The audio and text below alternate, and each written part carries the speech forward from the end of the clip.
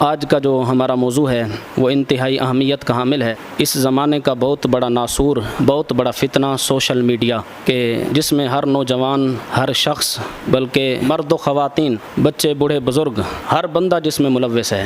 اس کے یقیناً فوائد بھی ہیں، لیکن فوائد سے زیادہ نقصانات ہیں۔ نقصان زیادہ ہیں، فائدے کم ہیں۔ اس کے فوائد یہ ہیں کہ انسان اس سے ایجوکیشن، تعلیم حاصل کر سکتا ہے، اور جو پڑھنے والے طلباء ہوتے ہیں وہ اس سے اپنی تعلیمی زندگی کے اندر فوائد حاصل کر سکتے ہیں اور کرتے بھی ہیں۔ ہر بندے کو ایک زندگی عطا کی گئی ہے۔ یہ جو زندگی دی گئی ہے یہ بہت کم ہے، کوئی اتنی لمبی زندگی نہیں ہے کہ ہزاروں سال کی زندگی ہو، 100 سال سے بھی کم ہے زندگی۔ اب ہم 2025-26 گزار رہے ہیں، تو اس پورے مجمع میں کوئی ایسا نہیں ہوگا جو کہے کہ میری 1926 کی پیدائش ہے، بلکہ پورے ملتان میں ہی 1-2 آدمی بمشکل مل سکتے ہیں جو کہیں کہ ہماری 1926 کی پیدائش ہے۔ یعنی 100 سال کے بعد دنیا کا نقشہ ہی بدل جاتا ہے۔ 100 سال کے بعد وہ انسان دنیا میں رہتے ہی نہیں، گلیاں بھی وہی، بازار بھی وہی، محلے بھی وہی، زمین بھی وہی، مکانات بھی وہی، لیکن انسان نہیں ہے۔ یہ مختصر زندگی، چھوٹی سی زندگی، تھوڑی سی زندگی ہمیں عطا کی گئی ہے۔ یہ جو زندگی ہے یہ کسی اور زندگی کی تیاری ہے۔ یہ جو ہمیں زندگی عطا کی گئی ہے یہ کسی اور حقیقی اور دائمی زندگی کی تیاری ہے۔ اچھا، یہ بھی آپ یاد رکھیں کہ ہم چاہیں یا نہ چاہیں، ہر لمحہ آخرت کی زندگی کی تیاری ہو رہی ہے۔ جس جہت پر ہماری زندگی گزر رہی ہے اس پر توجہ کرنی ہوگی کہ وہ جہنم کی تیاری ہو رہی ہے یا جنت کی ہو رہی ہے۔ کسی ایک چیز کی تیاری ضرور ہو رہی ہے، ان 2 چیزوں سے باہر کچھ نہیں ہے۔ یہ جو مختصر زندگی ہے یہ کسی اور زندگی کی تیاری کے لیے ہے، اور وہ تیاری ہمارے چاہے نہ چاہے، دونوں صورتوں میں، ہم چاہیں یا نہ چاہیں، دونوں صورتوں میں وہ تیاری ہو رہی ہے، یا جنت کی یا جہنم کی۔ الدنیا مزرعۃ الآخرہ، دنیا آخرت کی کھیتی ہے۔ یہاں جو بولو گے، یہاں پر جو محنت کر لو گے، آخرت میں وہی ملے گا۔ تو وقت بالکل قلیل ہے، وقت قیمتی ہے، وقت سے قیمتی کوئی چیز نہیں ہے۔ قرآن کریم کے اندر ایمان والوں کی تو یہ شان بتائی گئی ہے۔ اللہ رب العزت نے سورۃ الفرقان میں ارشاد فرمایا، والذین لا یشہدون الزور واذا مروا باللغو مروا کراما، کہ کامیاب ایمان والے وہ ہیں، لا یشہدون الزور، وہ جھوٹی گواہی بھی نہیں دیتے۔ پکے ایمان والے جو ہیں نہ وہ جھوٹی گواہی دیتے ہیں، اور وَإِذَا مَرُّوا بِاللَّغْوِ مَرُّوا کِرَامًا، اور جب وہ کسی خامخواہ کی لغو چیز سے، خامخواہ کی بات سے گزرتے ہیں تو مروا کراما، اس خامخواہ کی بات کو اپنا نہیں لیتے بلکہ اس سے باوقار طریقے سے گزر جاتے ہیں۔ ایمان والوں کی تو یہ شان ہے۔ تو ہم موبائل چلاتے ہوئے اگر ہمارے سامنے کوئی ایسی چیز آ جائے جو ہمارے فائدے کی نہیں ہے، دنیا اور آخرت کا جس میں نقصان ہے، تو کامیاب ایمان والا وہ ہے جو اس میں ملوث نہ ہو، اس میں نہ پڑ جائے، بلکہ اس سے باوقار طریقے سے گزر جائے کہ بے حیائی سے میرا کیا تعلق، خواہ مخواہ کی چیزوں سے میرا کیا تعلق۔ تو سوشل میڈیا کی وجہ سے پہلا جو نقصان یہ ہوا کہ ہم فضولیات میں پڑ گئے، اور ایمان والوں کی فضول کاموں میں پڑنے کی یہ شان نہیں ہے۔ اللہ رب العزت نے سورۃ المؤمنون میں قد افلح المؤمنون جہاں پر فرمایا کہ فلاح پانے والے جو ایمان والے ہیں ان کی جو نشانیاں اللہ رب العزت نے بیان فرمائی، اس میں ایک یہ بھی بیان فرمایا کہ والذین هم عن اللغو معرضون، کامیاب وہ ہیں جو فضولیات سے چہرہ پھیر لیتے ہیں کہ فضول کاموں سے ہمارا کیا تعلق، ہماری تو زندگی ہی مختصر ہے، ہم نے تو آخرت کی تیاری کرنی ہے۔ تو سوشل میڈیا نے ہمیں خواہ مخواہ کی چیزوں میں لگا دیا۔ میرے آقا صلی اللہ علیہ وسلم نے ارشاد فرمایا، من حسن اسلام المرء ترکہ ما لا یعنیہ، انسان کا، مسلمان کا خوبصورت اسلام یہ ہے، خوبصورت مسلمان وہ ہے، اچھے اسلام والا مسلمان وہ ہے جو خواہ مخواہ کی فضول چیزوں کو چھوڑ دے، خواہ مخواہ کی چیزوں کو چھوڑ دے۔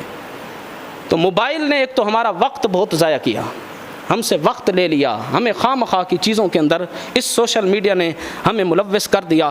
اور اسی طرح یہ ہے کہ اس کا ایک نقصان یہ بھی ہوا کہ ہماری جو تنہائیاں ہیں وہ پاکیزہ نہیں رہیں۔ تنہائیوں کی پاکیزگی موبائل نے چھین لی، اس سوشل میڈیا نے، اس ٹک ٹاک نے، یوٹیوب نے، فیس بک نے ہم سے تنہائیوں کی پاکیزگی چھین لی۔ بظاہر انسان بڑا پاک صاف ستھرا نظر آتا ہے، لیکن تنہائی میں کیسا ہے وہ موبائل جانے یا اللہ جانے۔ اس کے پاس جو ساری رات موبائل ہوتا ہے وہ اس میں کیا گند دیکھتا ہے۔ تو اس موبائل نے، سوشل میڈیا نے تنہائی کی پاکیزگیاں چھین لی۔ حدیث پاک میں آتا ہے، ابن ماجہ میں حضرت ثوبان رضی اللہ تعالیٰ عنہ روایت کرتے ہیں، میرے آقا صلی اللہ علیہ وسلم نے ارشاد فرمایا، قیامت کے دن ایک شخص ایسا اللہ کی بارگاہ میں آئے گا، اس کے پاس نیکیوں کا پہاڑ ہوگا۔ جب اللہ کی بارگاہ میں اس کی نیکیاں پیش کی جائیں گی تو اللہ تعالیٰ حکم دے گا کہ اس کی نیکیوں کو ذرہ ذرہ کر کے بکھیر دو، میں رب اس کی ایک نیکی بھی قبول نہیں کرتا۔ حضرت ثوبان نے جب میرے آقا سے یہ فرمان سنا تو عرض کی، یا رسول اللہ، اس شخص کی غلطی، اس کی کوتاہی تو بتاؤ تاکہ ہم لا علمی میں وہ کام نہ کر بیٹھیں۔ تو میرے آقا صلی اللہ تعالیٰ علیہ وسلم نے فرمایا، اے ثوبان، وہ بھی تم جیسا مسلمان ہوگا، عبادتیں کرے گا، رات کو اٹھ کر بھی عبادت کرے گا۔ یا رسول اللہ، پھر اس کی کوتاہی کیا ہے، گناہ کیا ہے؟ میرے آقا صلی اللہ تعالیٰ علیہ وسلم نے ارشاد فرمایا، ہاں، جب وہ خلوت میں علیحدہ ہوگا، جب تنہائی میں ہوگا تو اللہ کی ان چیزوں میں پڑ جائے گا جو اللہ نے اس پر حرام کی ہیں، اللہ کی حرام کردہ چیزوں میں ہاتھ مارے گا۔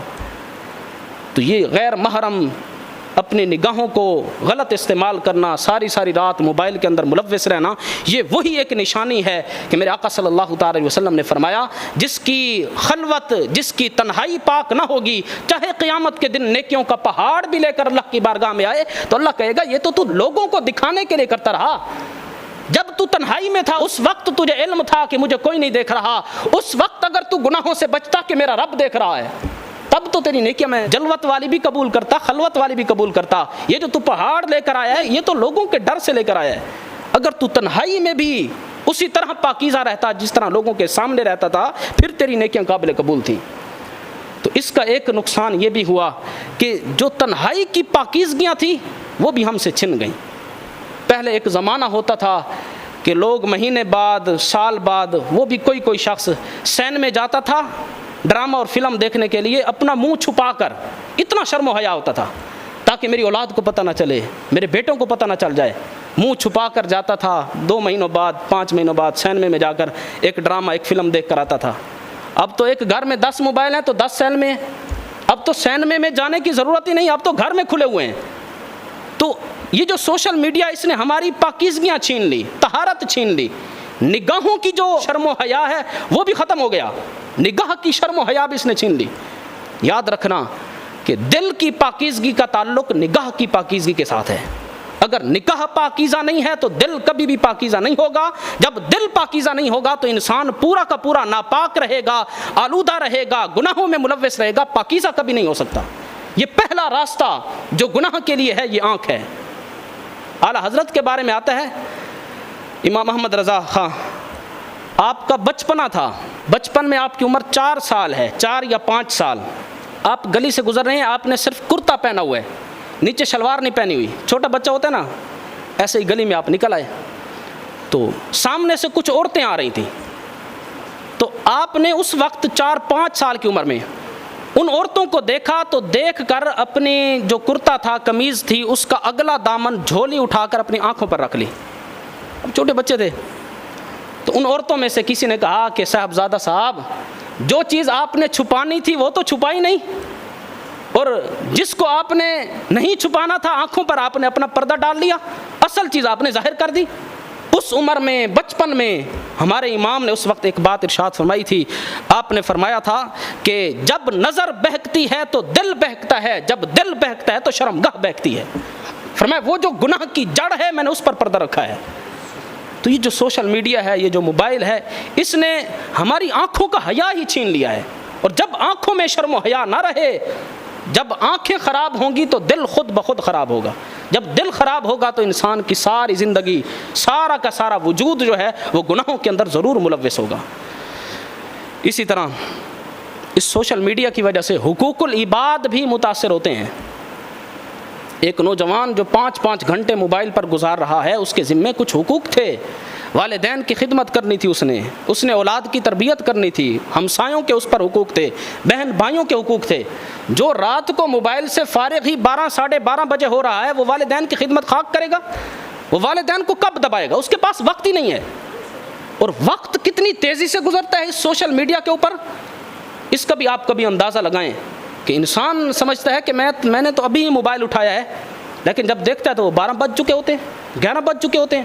حدیث پاک کے اندر آتا ہے، میرے آقا صلی اللہ علیہ وسلم نے قیامت کی نشانیاں بیان کرتے ہوئے ارشاد فرمایا تھا کہ قرب قیامت 1 سال 1 مہینے کے برابر ہو جائے گا، اور جو مہینہ ہے وہ ہفتوں کے برابر ہو جائے گا، جو ہفتہ ہے وہ دنوں کے برابر ہو جائے گا، اور جو دن ہے وہ 1 ساعت 1 گھنٹے کے برابر ہو جائے گا، اور جو 1 ساعت ہے فرمایا اس طرح ہو جائے گی جس طرح آگ کا ایک شعلہ نکلتا ہے اور بجھ جاتا ہے۔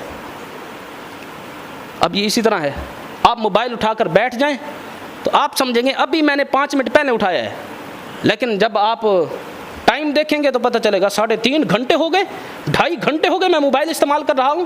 یہ وہ نشانیاں پوری ہو رہی ہیں کہ 1 گھنٹہ 1 چنگاری کی طرح، آگ کے شعلے کی طرح گزر رہا ہے۔ اس وقت دنیا کے ذہین ترین لوگ سر ملا کر بیٹھے ہیں اور یہ سوچ رہے ہیں کہ کس طرح نوجوان نسل کو موبائل کے ساتھ چپکا دیا جائے، اور ان کی جو جو مقصد تھا زندگی کا اس سے ان کو دور کیا جائے، اور ہم اس دھوکے کے اندر آ رہے ہیں اور وہ اپنے مقصد میں کامیاب ہو رہے ہیں۔ موبائل استعمال کریں، میں جانتا ہوں ضرورت بھی ہے، لیکن ضرورت کی حد تک، جو ضرورت ہے اس حد تک آپ استعمال کریں، اس کے فوائد جو ہیں وہ حاصل کریں، اور جو اس کے نقصانات ہیں اس سے آپ بچیں، اس پر بھی توجہ کریں۔ کہیں ایسا تو نہیں ہم سمجھتے موبائل ہم استعمال کر رہے ہیں، حقیقت میں موبائل ہمیں استعمال کر رہا ہوتا ہے، یہ سوشل میڈیا ہمیں استعمال کر رہا ہوتا ہے اور ہمیں پتہ ہی نہیں ہوتا۔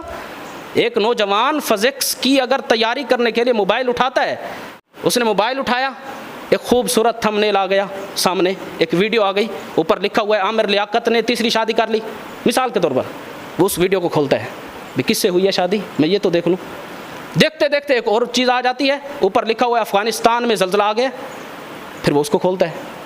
پھر دیکھتے دیکھتے ایک اور چیز آ جاتی ہے، اوپر تھمبنیل پر اوپر لکھا ہوا ہے کہ آج افطاری ہمارے کہنے کے مطابق کریں، اس طرح بھی کبھی کر کے دیکھیں، اس طرح کے جملے۔ اب وہ جو نوجوان جس نے 2 گھنٹے پہلے موبائل اٹھایا تھا اپنے پرچے کی، اپنے پیپر کی تیاری کرنے کے لیے، اس کو پتہ ہی نہیں کہ سوشل میڈیا اس نوجوان کو کس طرح استعمال کر رہا ہے۔ تو اس پر بھی آپ ضرور توجہ کریں، کہیں ہم اس موبائل کے ہاتھوں ہم تو استعمال نہیں ہو رہے، ہمارا جو قیمتی وقت ہے، قیمتی لمحات ہیں، کہیں ایسا تو نہیں کہ یہ موبائل ہمارا وقت، قیمتی وقت تو نہیں کھا گیا۔ اسی طرح انسانی صحت پر بھی بہت بڑا اثر ہے۔ پہلے وقت ہوتا تھا کہ نوجوان میدانوں میں جاتے تھے، گیم کھیلتے تھے، دوڑتے تھے، بھاگتے تھے، کودتے تھے، مختلف کھیل کھیلتے تھے۔ اب چھوٹا سا بچہ ہے تو ویڈیو گیم کھیل رہا ہے، اس کو میدان میں نکلنے کی ضرورت ہی نہیں۔ آنکھوں پر کتنا اثر ہے، میں پڑھ رہا تھا کہ ماہرین نے بتایا، لکھا کہ جو شخص 1 دن میں 8 گھنٹے موبائل استعمال کرتا ہے، خدشہ ہے کہ جب وہ مرے گا تو پاگل ہو کر مرے گا، اور جو 10 گھنٹے استعمال کرتا ہے یقین ہے کہ وہ پاگل ہو کر مرے گا۔ اب ہم دیکھیں کہ ہمارا کتنا وقت اس پر صرف ہو رہا ہے۔ اس کے اندر دھوکہ دہی بھی ہے کہ ایک نوجوان موبائل پر 6 سال سے کسی شخصیت کے پیچھے لگا ہوا ہے اور سمجھتا ہے کہ عورت ہے، خاتون ہے، اس کو ایزی لوڈ بھی کرواتا ہے، اس کو تحائف بھی بھیجتا ہے ہر عید پر۔ تو 6 سال کے بعد پتہ چلا، جو رزلٹ نکلا وہ تو 45 سال کا کالا سیاہ ایک تایابو تھا۔ تو یہ دھوکہ بھی اسی میں ہے، اسی سوشل میڈیا پر۔ اسی طرح اس کی جو رنگ بازیاں ہیں، بظاہر جو نظر آتا ہے حقیقت میں وہ نہیں ہوتا۔ جو کسی ٹک ٹاکر کا، کسی یوٹیوبر کا اگر کوئی فالوور ہے جس کو مسلسل دیکھتا ہے، اب وہ جو کچھ دکھا رہا ہے وہ اپنی عیاشیاں دکھا رہا ہے، اپنی کمی، اپنی کوتاہی، اپنی پریشانیاں تو وہ ہمیں نہیں دکھا رہا۔ وہ جو اپنا حسن دکھا رہا ہے، نوجوان سمجھتا ہے اگر میں اس جیسا نہیں تو اس کا مطلب میں خوبصورت ہی نہیں۔ اب اس نوجوان کو کیا پتا اس نے اس خوبصورتی کے پیچھے 80,000 کا میک اپ بھی کروایا ہوا ہے۔ اب وہ نوجوان اگر کسی کی پرتعیش زندگی دیکھتا ہے، اس کے پاس گاڑی بھی ہے، اتنا اچھا موبائل بھی ہے، اتنا اچھا فلاں بھی ہے، فلاں بھی ہے، جب وہ اپنے گھر آ کر دیکھتا ہے میرے گھر میں تو UPS ہی نہیں ہے، میرے تو موٹر سائیکل ہی پنچر ہے، تو ذہنی مریض بن رہا ہے وہ کہ وہ کتنا اچھا ہے اور میں کیسا ہوں۔ تو اس کی بے شمار نقصانات ہیں، بے شمار نقصانات ہیں۔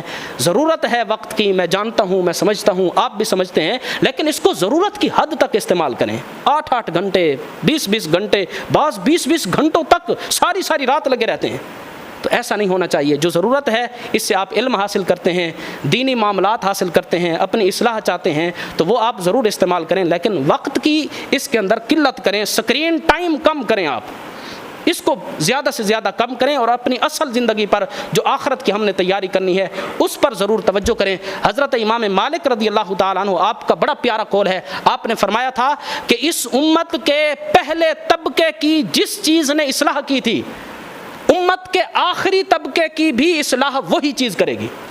پہلا طبقہ صحابہ کا. آپ نے فرمایا اس امت کے پہلے طبقے کی، صحابہ کے طبقے کی جس چیز نے اصلاح کی تھی، اگر آخری طبقہ قیامت کے قریب والے لوگ چاہتے ہو نا ہماری اصلاح ہو جائے، تو وہی چیز ان کی اصلاح کرے گی جس چیز نے صحابہ کی اصلاح کی تھی. اور وہ کیا چیز؟ آپ نے فرمایا دو چیزیں، قرآن اور سیرت رسول. دو چیزیں. صحابہ کرام کی زندگی شروع والی کیسے تھی؟ وہ جہالت کا زمانہ، اپنی بچیوں کو زندہ دردگور کر دینا، شراب پینا، جھوٹ بولنا، ساروں تک لڑائی جھگڑے چلتے رہنا، ان سب چیزوں کی اصلاح کس نے کی تھی؟ قرآن نے، میرے آقا کی سیرت نے، حضور کے رات دن ان میں گزارنے نے. تو امام مالک نے فرمایا اگر امت چاہتی ہے ہماری اصلاح ہو جائے تو قرآن کو اپنا لے، رسول اللہ کی سیرت کو اپنا لے. جس طرح صحابہ کی اصلاح ہو گئی تھی تمہاری بھی ہو سکتی ہے. حضرت عمر بن خطاب جب میرے آقا کو شہید کرنے کے ارادے سے گھر سے نکلے تھے، اگرچہ پیچھے حضور علیہ السلام کی دعائیں تھی، لیکن بظاہر کس نے حضرت عمر کی اصلاح کی تھی؟ بہن نے جو قرآن پڑھ کے سنایا تھا، بہن نے جو سورۃ طٰہٰ کی تلاوت سنائی تھی، حضرت عمر کا دل صاف ہو گیا تھا. حضور کی بارگاہ میں آئے، نگاہیں جھکا کر آ کر کلمہ پڑھا اور مسلمان ہو گئے. تو اصلاح ہو سکتی ہے. اللہ کی رحمت سے مایوس نہیں ہونا. لا تقنطوا من رحمت اللہ. اللہ کی رحمت سے مایوسی کفر ہے. اصلاح ہر زمانے میں ہو سکتی ہے اس وقت جب ہم قرآن کا دامن پکڑ لیں مضبوطی کے ساتھ، شریعت کا دامن، رسول اللہ کی سیرت کا، آپ کی سنت کا دامن جب مضبوطی کے ساتھ پکڑ لیں تو نوجوان طبقے کی بھی، ہر طبقے کی قرآن کے ساتھ اور رسول اللہ کی سیرت کے ساتھ اصلاح ضرور ہو سکتی ہے.